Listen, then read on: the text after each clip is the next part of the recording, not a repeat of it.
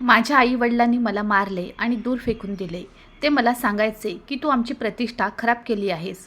मी असे कोणते काम केले आहे ज्याने त्यांचा आदर नष्ट केला आहे हे मला माहीत नव्हते. मी फक्त अपंग मुलगी होती जिला जगाचे भान नव्हते. माझ्या आईवडिलांनी मला विष दिले होते. त्यांच्या नजरेत मी मेले होते. पण एका चांगल्या आणि उदात्त व्यक्तीने मला पाहिले आणि माझे प्राण वाचवले. मग तो मला त्याच्या घरी घेऊन गेला. 1 वर्षानंतर मी 18 वर्षाची झाल्यावर त्याने माझ्याशी लग्न केले. मी त्याच्यासोबत खूप आनंदी होते. एके दिवशी माझी मोलकरीण रडत रडत माझ्याकडे आली आणि म्हणाली, मॅडम, हा अन्याय मला सहन होत नाही. मी तिला कसला अन्याय विचारले तर ती म्हणाली की आज तू तुझ्या पलंगाखाली बघ, मग तुला कळेल साहेब तुझ्यावर एवढी दया का करतात. माझे पती रात्री झोपायला गेल्यानंतर मी बेडशीट काढताच माझ्या डोक्यावर आभाळ कोसळले.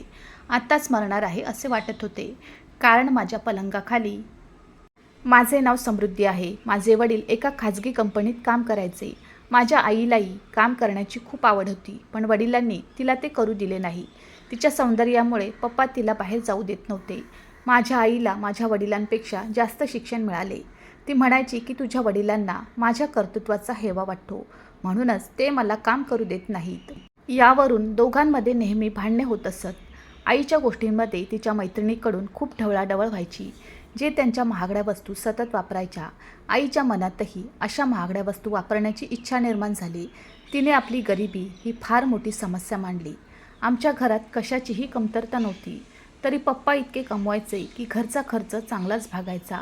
माझ्या जन्मावर दोघांनाही आनंद झाला होता, पण जेव्हा त्यांना समजले की त्यांची मुलगी अपंग आहे, तेव्हा ते एकमेकांना दोष देऊ लागले. त्यांना तंदुरुस्त आणि निरोगी मूल हवे होते. आईला मैत्रिणीसमोर हे सांगायला लाज वाटायची की त्यांची मुलगी अपंग आहे. पप्पा मला तसेही ओझे मानत होते. दिवसभर एकटी बसून रडायची. एकच आजी होती जी माझी काळजी घ्यायची. माझ्याजवळ बसून गप्पा गोष्टी करायची. मी 12 वर्षाची झाले होते. मला कुठेही जाण्याची परवानगी नव्हती. लहानपणापासून मी आईबाबांची भांडणं बघत आले होते. माझ्या आईच्या अतुलनीय सौंदर्याचा वारसा मला मिळाला होता, पण अशा सौंदर्याचा उपयोग काय जिथे माझ्यावर कोणी प्रेम करणारे नव्हते.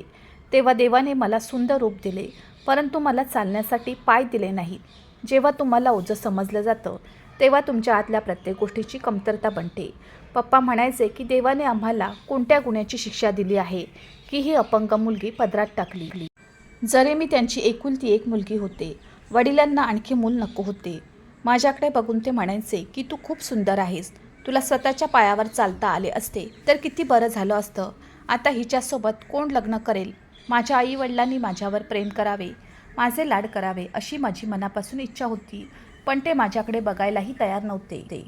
ते आपापसात भांडत राहिले आणि एकमेकांपासून वेगळे व्हायचे बघत होते. आई बाबांना सांगायची की मला घटस्फोट द्या, मला तुझ्यासोबत राहायचे नाही. पण सर्वात मोठे कारण मी होते. त्यांना मला अनाथाश्रमात टाकायचे होते, पण आजीने हे होऊ दिले नाही. आणि मग अचानक आजीची तब्येत बिघडू लागली. त्यामुळे मला कोणी विचारलेही नाही. तिचे उपचारही कसेबसे सुरू होते आणि या आजारपणातच आजी अवघ्या 1 महिन्यानंतर कायमची देवाकडे गेली. मी खूप रडले आणि देवालाही मला बोलावून घ्या असे सांगितले. आजीचे निधन होऊन अवघे काही दिवस झाले होते आणि आई आणि वडील यांच्यातील भांडण आणखी वाढले होते. आई तिचा सगळा राग मला मारून काढायची. त्यांनी मला अद्याप डॉक्टरांकडे नेले नाही. कुणास ठाऊक मी बरी झाले असते. वडिलांच्या गैरहजेरीत आईनेही काही माणसांना भेटायला सुरुवात केली होती आणि आईने मला हे कोणालाही सांगू नकोस अशी सक्त मनाई केली होती. आणि मग एके दिवशी माझ्या आई आणि बाबांमध्ये कशावरून तरी वाद झाला.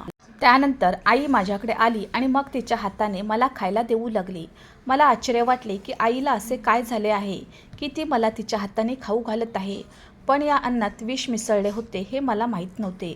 अन्न खाल्ल्यानंतर मी बेशुद्ध पडले आणि माझ्या पालकांना वाटले की मी मेले आहे. मग त्यांनी मला उचलून खूप दूरच्या ठिकाणी नेले. त्यावेळी मी 14 वर्षाची होते. मी ऐकले होते की आईवडील आपल्या मुलांवर खूप प्रेम करतात. ते स्वतःला संकटात टाकतात, पण आपल्या मुलांना येणारी प्रत्येक समस्या दूर करण्याचा प्रयत्न करतात. ते आपल्या मुलांना अगदी थंड किंवा गरम हवेच्या संपर्कात येऊ देत नाही. परंतु मला विष देताना माझ्या पालकांचे हात थरथरले नाहीत. कदाचित त्यांच्यातून माणुसकी नाहीशी झाली असावी. त्यांना त्यांचा प्रवास वेगळा करायचा होता आणि मी त्यांना या कामात अडथळा आणत होते. पण मला मारायची काय गरज होती. त्यांनी मला कुठल्या तरी अनाथ आश्रमात टाकलं असतं. त्यांनी मला मारले असावे असे त्यांना वाटले. मारणाऱ्यापेक्षा वाचवणारा मोठा असतो असं म्हणतात. मी खरोखर मेले असते, पण एका दयाळू व्यक्तीने वेळेस माझा जीव वाचवला. मी हॉस्पिटलच्या बेडवर होते आणि मला खूप आश्चर्य वाटले की आजच्या काळात असे कोण करते, जिथे माझ्या आई आणि वडिलांनी मला मरायला सोडले होते. मी उन्हात जळत असताना माझ्यासाठी तोच मला सावली देणारा होता. त्याने मला माझे नाव विचारले आणि विचारले, तू कोण आहेस आणि तुला विष कोणी दिले?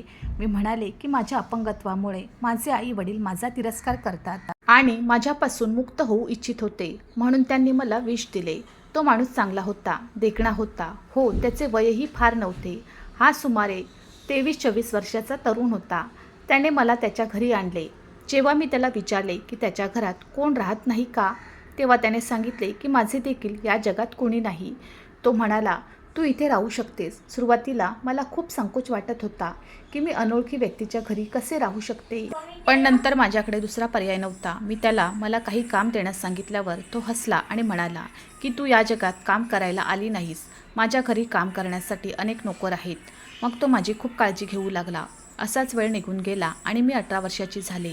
हळूहळू मला मनातल्या मनात तो आवडू लागला. अशा प्रकारे त्याने माझी काळजी घेतली. माझ्या मनात त्याच्याबद्दल प्रेम वाढू लागलं, पण मी ते कधीच बोलले नाही, कारण मला माहीत होतं की त्याचा आणि माझा काही संबंध नाही. आणि मग अचानक एक दिवस त्याने स्वतःच लग्नासाठी विचारलं. मी थक्क झाले. त्याच्यासारखा माणूस माझ्याशी लग्न का करेल? पण हे सत्य होते. त्याने मला सांगितले की तो तुझ्या प्रेमात पडला आहे आणि मी देखील त्याच्यावर विश्वास ठेवला. त्यावेळी त्याच्या डोळ्यात प्रेमाची चमक स्पष्ट दिसत होती. आणि मग त्याने मला खूप शॉपिंग करायला लावले. त्याने मला सर्व काही दिले आणि मग एक दिवस त्याने माझ्याशी लग्न केले. हे सगळे मला स्वप्नासारखं वाटत होतं. देवाने माझ्या नशिबात इतकं सुख लिहिलं होतं का? माझा विश्वासच बसत नव्हता. मी त्याच्यासोबत खूप आनंदी होते. आता मी त्याच्या घरची मालकीण होते. मला या जगात आधार मिळाला होता. माझ्या देवाने माझ्यासारख्या दिव्यांग व्यक्तीलाही इतका चांगला साथीदार दिला होता. त्याचे नाव आकाश होते. तो रोज कामावरून परतल्यावर माझ्यासाठी ताजे गुलाब आणत असे. मला घरचे कोणतेही काम करू देत नव्हता. मी रोज त्याच्यासाठी ड्रेसअप करायचे. त्याने सांगितले की त्याचा मोठा व्यवसाय आहे आणि तो खूप श्रीमंत आहे. त्याने मला त्याच्यासोबत नेले आणि त्याला कधीही लाज वाटली नाही. मी त्याच्यासोबत प्रत्येक पार्टीत जायचे. एवढ्या देखण्या माणसाने एका दिव्यांग मुलीशी लग्न केल्याने त्याच्या मित्रांना आश्चर्य वाटले. मी सुद्धा काही कमी सुंदर नव्हते, पण असं म्हणतात की आनंदाचं आयुष्य कमी असतं. कुणी ना कुणी माझी नजर वेधून घेतं. माझ्या आनंदाकडे कोणाचे लक्ष जाऊ नये अशी मी देवाकडे प्रार्थना करायचे. आकाश आणि मी एकमेकांसाठी पुरेसे होतो. एके दिवशी मोलकरीण खायला द्यायला आली आणि म्हणाली, मॅडम, मला हे सगळं सहन होत नाही. हा अत्याचार मी सहन करू शकत नाही. मी म्हणाले, कोणता गुन्हा? मग ती म्हणाले, मॅडम, सर रात्री झोपल्यावर तुम्ही तुमच्या पलंगाखाली पहा. मी विचारले, पलंगाखाली काय आहे मला सांगा. मॅडम, मी काही सांगू शकत नाही, नाहीतर मला त्रास होईल. पण तुम्ही स्वतः बघा आणि तुम्हाला सर्व काही कळेल. फक्त मला विचारू नका. मी तुम्हाला काहीही सांगू शकत नाही. माझी नोकरी जाईल आणि मला माहीत नाही की सर माझे काय करतील. आणि एक गोष्ट लक्षात ठेवा, मी सांगितलेली ही गोष्ट सरांना सांगू नका, नाहीतर ते मला नोकरीवरून काढून टाकतील. मी भाकरीवर अवलंबून राहीन. मला धक्का बसला. माझ्या पतीकडे अशी विश्वासू दासी होती. मला कुठेही जायचे असेल तर ती माझी व्हीलचेअर धरायची. मला खूप आश्चर्य वाटले. त्या रात्री मी माझ्या नवऱ्याच्या झोपेची वाट पाहत होते आणि विचार केला की हे काय आहे. माझ्या नवऱ्याच्या पलंगाखाली काय असेल याची कल्पना नव्हती. आकाश झोपायला गेल्यावर मी खाली पाहिलं तर पायाखालची जमीनच सरकल्यासारखं वाटलं, कारण तिथे 4 हाताने बनवलेल्या बाहुल्या पडल्या होत्या. या सर्वांचे पाय तुटले होते आणि त्यांना सुया टोचल्या होत्या. ती अगदी माझ्यासारखी दिसत होती. हे सर्व बघून मी खूप घाबरले. माझे शरीर थरथरत होते. मी खोल विचारात मग्न होते. ते भयानक दृश्य माझ्यासमोर दिसल्यावर मला आकाशला विचारायचे होते, पण मोलकर्णीने माझ्याकडून वचन घेतले होते की मी कोणालाही काहीही सांगणार नाही. ती म्हणायची, मॅडमजी, मी तुमच्याशी चांगले वागले तर तुम्ही बॉसला सांगितले तर तो तुमचे वाईट करेल आणि मलाही कामावरून काढून टाकेल. मी माझ्या लहान मुलांना कुठे घेऊन जाणार? दुसऱ्या दिवशी सकाळी मी त्याच मोलकर्णीला सांगितले की पलंगाखाली 4 पुतळे आहेत, जे तिथून गायब झाले होते. तुम्ही मला सांगा. बघा, माझ्यापासून लपवू नका. मी कोणाला सांगणार नाही. ती म्हणाली, मॅडम, तुम्हाला वाटत नाही का इथे कोणी इतका दयाळू आहे? यामागे काहीतरी कारण असावे. तुमच्या आधी इतर मुली आल्या होत्या. साहेब त्यांच्या सौंदर्याने प्रभावित झाले होते. साहेबांनी तिच्याशी लग्न केलं होतं. पण तिने तिचे बोलणे अपूर्ण सोडले आणि म्हणाली, मॅडम तुम्ही खूप निष्पाप आहात. तुम्ही साहेबांपासून दूर राहा. मला तुमची मदत करायची आहे. मोलकरीण काय बोलत आहे हे ऐकून माझ्या कानावर विश्वासच बसेना. मी म्हणाले, हे आधी सांग, त्या पुतळ्यांचे काय होणार? ती म्हणाली, मॅडम आधी एक मॅडम आली होती आणि असाच पुतळा तिच्या पलंगाखाली ठेवला होता. काही दिवसांनी मॅडमचा मृत्यू झाल्याचे मी स्वतः पाहिले. सर म्हणाले, कोणाला सांगू नकोस. सरांनी सांगायला मनाई केली होती. मोलकरणीचे म्हणणे ऐकून मी अडचणीत आले. मी तिचा सल्ला विचारला, कृपया मला सांग, मी काय करू? ती म्हणाली, मॅडम तुमचा जीव वाचवण्यासाठी इथून पळून जा.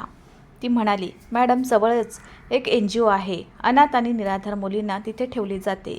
तिकडे गेलात तर वाचाल, नाहीतर इथेच तुम्हाला मारले जाईल. हे पुतळे पाहून आणि मोलकरीण काय बोलत होती हे ऐकून मी खूप घाबरले. माझ्या मनाने हे सर्व स्वीकारण्यास नकार दिला. आकाशने माझी किती काळजी घेतली. त्याला माझी खूप काळजी होती. तो म्हणाला की मी डॉक्टरांशी बोललो आहे. डॉक्टरांनी मला आशा दिली आहे की तू लवकर बरी होशील. तुझ्यावर उपचार होईल आणि तू तुझ्या पायावर उभी राहशील. त्यांचं माझ्यावर खूप प्रेम होतं. मग तो हे सगळं कसं करू शकतो? तो माझा जीव कसा घेईल? मला समजत नव्हते की कोणावर विश्वास ठेवायचा आणि कोणावर विश्वास ठेवू नये. मोलकर्णीने दुसरी मोलकरीण आणली. तिनेही हीच कथा सांगितली. दुसऱ्या मोलकर्णीकडून हे सर्व ऐकून मी खरोखरच घाबरले. त्या मोलकर्णीने मला खूप मदत केली. तिने टॅक्सी बोलावून मला त्या टॅक्सीत बसवले आणि ड्रायव्हरला मॅडमला NGOच्या गेटवर सोडायला सांगितली. चालकाने मला NGOच्या गेटवर सोडले. मी माझ्या व्हीलचेअरवर बसले होते. तेव्हा माझ्या आईने मला पाहिले आणि गाडी थांबवली आणि माझ्या जवळ आली. मला जिवंत पाहून ती रडू लागली. माझ्या आईला पाहून मला भीती वाटली की ती मला घरी घेऊन गेल्यावर पुन्हा विष देईल. पण मी पळून जाऊ शकले नाही. माझ्या डोळ्यातली भीती पाहून तिला खूप लाज वाटली. ती मला म्हणू लागली, बेटा मला माफ कर. मी तुझ्यासोबत जे काही केले ते चुकीचे होते. मला वाटले तू मेली आहेस, पण तू जिवंत आहेस. ती माझ्याकडे येऊ लागली, पण मला तिचा राग आला. मी म्हणाले, जर माझ्याजवळ यायचा प्रयत्न केला तर मी तुला कधीच माफ करणार नाही. ती माझ्या पाया पडली आणि म्हणाली, मला माफ कर. त्या दिवशी तुला मारण्याचा निर्णय माझा नव्हता, तर तुझ्या वडिलांचा निर्णय होता. त्यावेळी मी असहाय्य होते, पण आता तू माझ्यासोबत राहशील. तुझे वडील आता काही काळ माझ्यापासून वेगळे झाले आहेत आणि त्यांनी स्वतःचे एक विश्व निर्माण केले आहे. मी म्हणाले की तू घरी जाऊन माझी चांगली काळजी घेशील. यावर मी विश्वास कसा ठेवू? कशावरून मला मारहाण करणार नाहीस, माझ्याशी गैरवर्तन करणार नाहीस? माझी आई रडू लागली आणि म्हणाली, माझ्या मुली माझ्यावर विश्वास ठेव. माझ्या जळत्या प्रेमाला आराम मिळेल. मला एक संधी दे. माझे मन भरून आले आणि मी तिला मिठी मारली आणि खूप रडले. तिने मला तिच्या घरी आणले. मी विचारले, बाबा आणि तुझा घटस्फोट का झाला? आई म्हणाली, तुझ्या बाबांना माझ्यासोबत राहणे अजिबात आवडले नाही. त्याला माझ्यासोबत राहायचे नव्हते. तुला मारण्यात मी सहकार्य केले नाही तर आम्हा दोघांनाही मारून टाकेन अशी धमकी त्याने दिली होती. त्यामुळे त्या भीतीपोटी मी त्याला साथ दिली. पण मी इतकं दुबळे व्हायला नको होतं, हे मला मान्य आहे. मग एके दिवशी तुझ्या वडिलांनी दुसरे लग्न केले. मी तुझ्या मामाच्या घरी गेले, पण त्यांनीही मला साथ दिली नाही. प्रत्येकजण म्हणतो की जेव्हा पुरुष आपल्या पहिल्या स्त्रीशी आनंदी नसतो तेव्हाच तो दुसरे लग्न करतो. त्यांच्या मते मी माझ्या पतीला आनंदी ठेवले नाही, त्यामुळेच त्यांनी दुसरे लग्न केले. तुझी चूक होती. तुझे वडील म्हणायचे की मी तुला माझ्या नवीन बायकोसोबत ठेवायला तयार आहे, पण मला आता त्या व्यक्तीसोबत राहायचे नव्हते. रात्रभर रडायचे. मी एक आई आहे जिने आपल्या मुलीला विष दिले. मला क्षणभरही शांतता नव्हती. मला तुझ्या वडिलांसोबत राहायचे नव्हते. पूर्वी मला संपत्तीचा लोभ होता. मला तुझ्या वडिलांचा एक मित्र आवडला, पण मला समजले की कोणीही विश्वासार्ह नाही. माझ्या घटस्फोटानंतरही तो माझ्याशी लग्न करायला तयार नव्हता. मी नोकरी शोधू लागले. मग मलाही नोकरी मिळाली. मी कामाला लागले तेव्हा मला कळले की मी काय केले आहे. मी तुझ्याशी खूप वाईट गोष्टी केल्या. असे कितीतरी लोक आहेत जे भगवंताच्या सुखासाठी तळमळत असतात आणि देवाची प्रार्थना करतात. त्यांची तोंडे विनवणी करताना थकत नाहीत. देवाने मला मूल झाल्याचा आनंद दिला होता. मला क्षमा कर. तिला शरमलेले पाहून मला सहन होत नव्हते, म्हणून मी माझ्या आईला माफ केले. माझी आई खुश झाली. आई म्हणाली, आता मी तुला कुठेही जाऊ देणार नाही. एवढ्या वेळात तू कुठे होतीस? मी म्हणाले, तुम्ही लोकांनी मला मारहाण करून कचरा कुंडीत फेकले. तेव्हा एक माणूस मला त्यांच्या घरी घेऊन गेला. माझ्यावर उपचार झाले आणि मग त्याने माझ्याशी लग्न केले. पण ती व्यक्ती चांगली नाही हे मला कळले आहे. तिथे काम करणाऱ्या मोलकरणीने मला सांगितलं की त्याचं याआधी अनेकदा लग्न झालं आहे आणि तो त्याच्या बायकोसारखी दिसणारी बाहुली त्याच्या बेडखाली ठेवतो आणि काही दिवसांनी त्याची बायको मरण पावते. जेव्हा मला सत्य समजले तेव्हा मी तेथून पळ काढला. मी रडत रडत आईला हा सगळा प्रकार सांगितला. आई म्हणाली, हे सर्व माझ्यामुळे घडले आहे. मी चांगली आई नाही म्हणूनच तुला खूप अडचणींचा सामना करावा लागला. तू तुझ्या आईला माफ कर. मी म्हणाले, आई तुझी चूक नाही. आई म्हणाली, ही माझी चूक आहे. मी तुला एवढ्या तिरस्काराने वाढवलं, तुला रात्रंदिवस उपाशी ठेवलं, तुला मारायचे, तुला घाबरवायची, पण मला दया आली नाही. पण आता मी तुला तक्रार करण्याची संधी देणार नाही. एक चांगली आई म्हणून मी सिद्ध होईन. आता मी आईसोबत राहू लागले. ती माझ्याशी इतकी का बोलली? या वयातही आई खूप सुंदर होती. ती लग्न झालेल्या मुलीच्या आईसारखी दिसत नव्हती.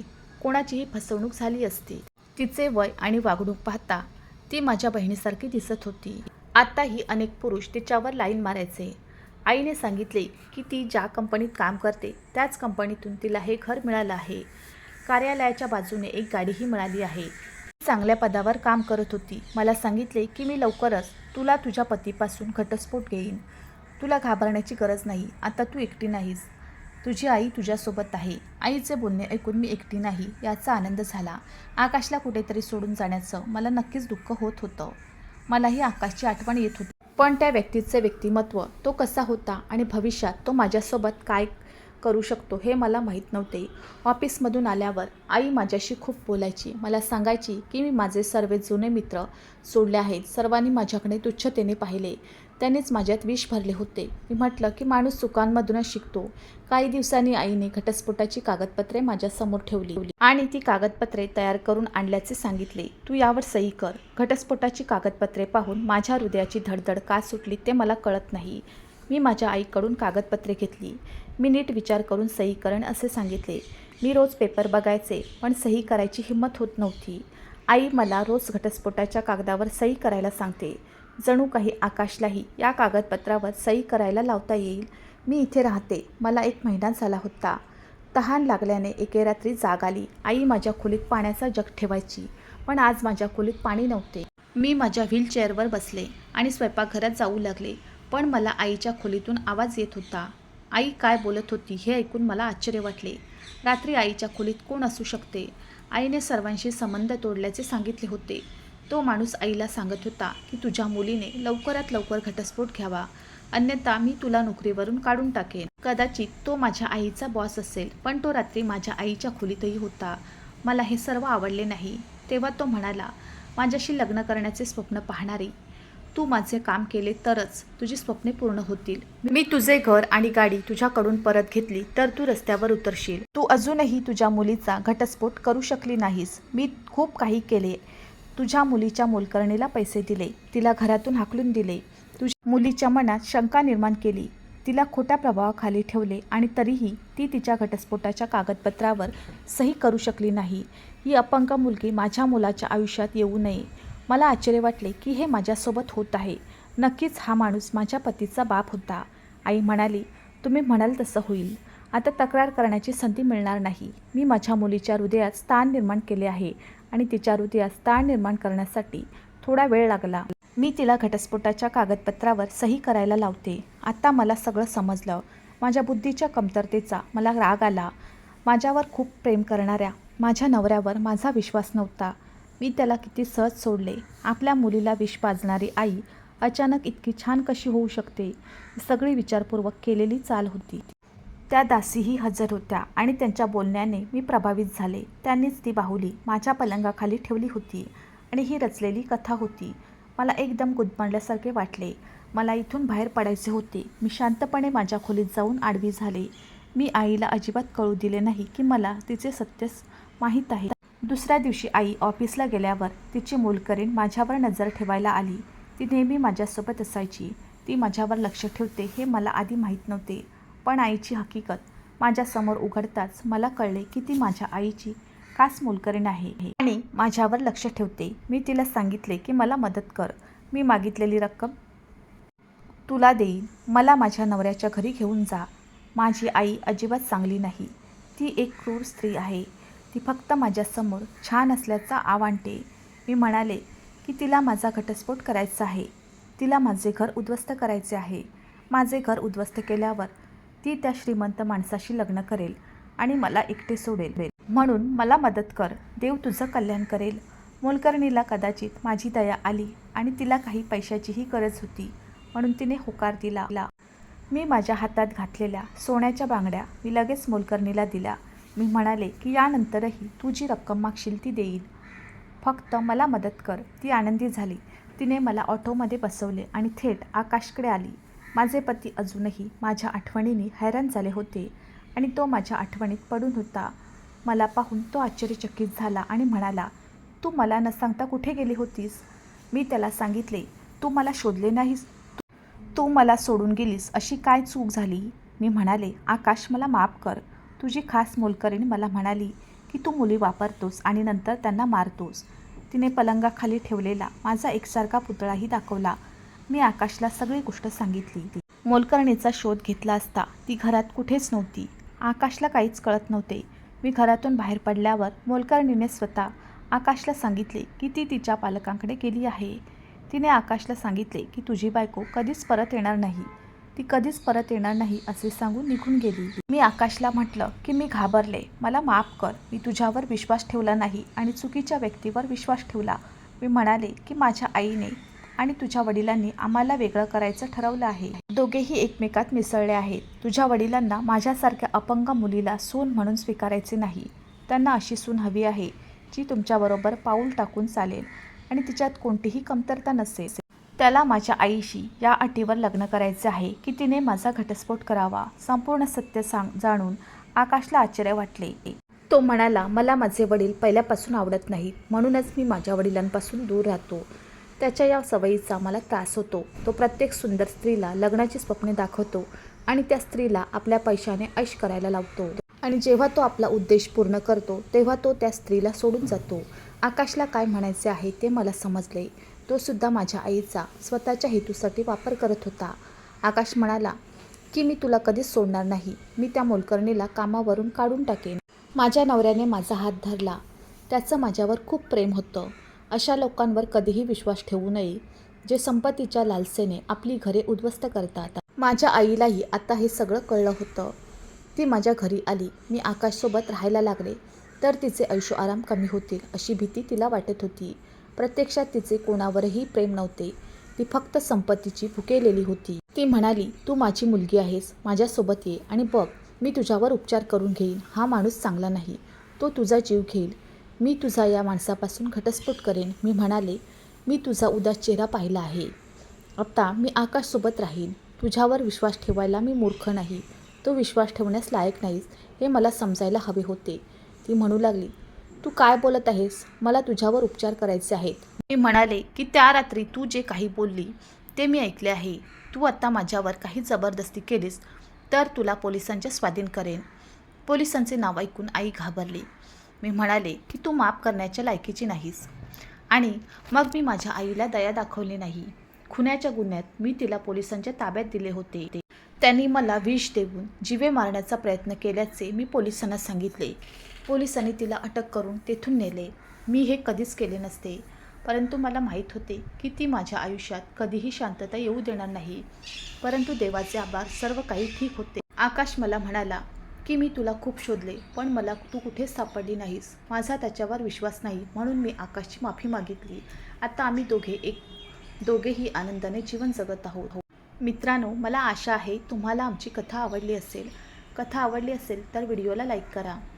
चॅनलवर नवीन असाल तर चॅनलला सबस्क्राईब करा आणि हो, नोटिफिकेशन बटन दाबा जेणेकरून तुम्हाला पुढील अपडेट सर्वात आधी मिळतील. तुमचा मौल्यवान वेळ कथा ऐकण्यासाठी दिल्याबद्दल धन्यवाद. पुन्हा भेटूयात अशाच एका नवीन कथेसोबत.